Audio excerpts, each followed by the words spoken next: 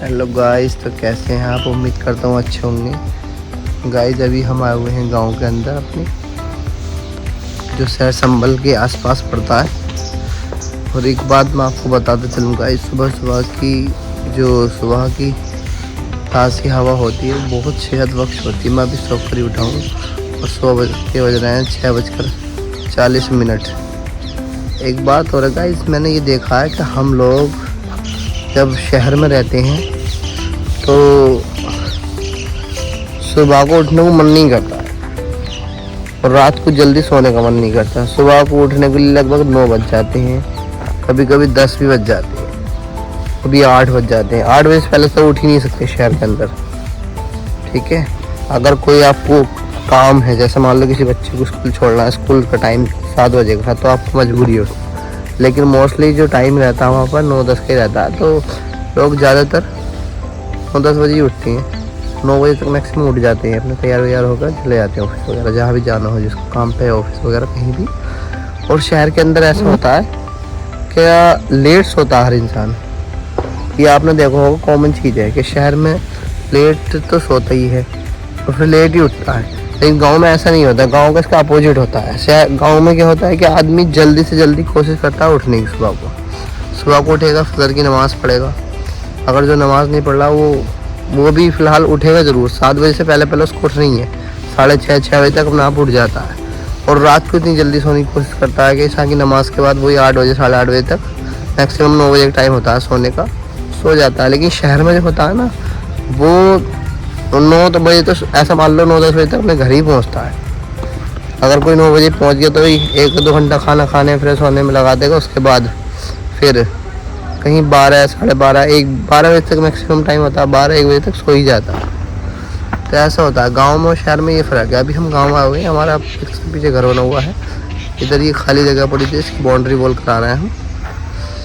और ये boundary wall करा के इसमें कुछ पेड़ वगैरह लगा रखे हैं, आम के, नींबू के और तुम्हारे केले के, कई तरह के फल फ्रूट वाले पेड़ हैं इसके अंदर, पौधे देख सकते हो पीछे मेरे।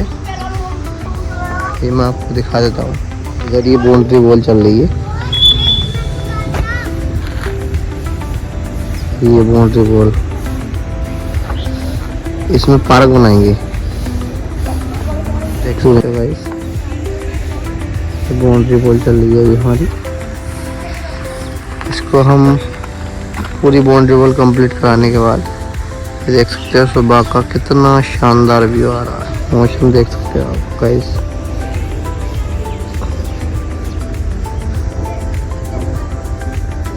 सुबह का नज़ारा तो अलग ही होता है गांव के अंदर। ये एरिया है जिसे हम पार्क बनाएंगे, ठीक है दोस्तों। हमारे यहाँ पेड़ पौधे काफ़ी हैं, अमरूद वगैरह के, मैंगो के, अनानास वगैरह सब हैं। ये तैयारी चल रही है।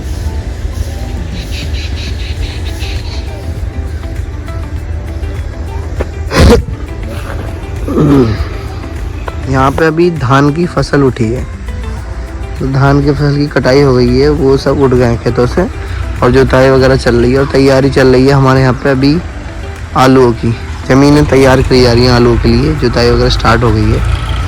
और इस टाइम आलू की ज़मीनें तैयार करी जाती हैं, उस टाइम आलू का बीज मिलना बड़ा मुश्किल हो गया है, क्योंकि सबसे बड़ी समस्या ये हो गई है कि हर आदमी को अब नया बीज चाहिए। खाद की बहुत बड़ी समस्या हो जाती है, खाद नहीं मिलता है, एमपी के कट्टे ढूंढने पड़ते हैं, मुश्किलों से मिलते हैं। तो इस सरकार को ये सोचना चाहिए कि किसानों को टाइम से खाद वगैरह मिला। और मैं तो कहता हूँ कि खाद वगैरह का जितना भी किसान इस्तेमाल कम करें वो बेहतर होगा उन लोगों के लिए जो उसको खाने में यूज़ करते हैं आलू वगैरह के लिए।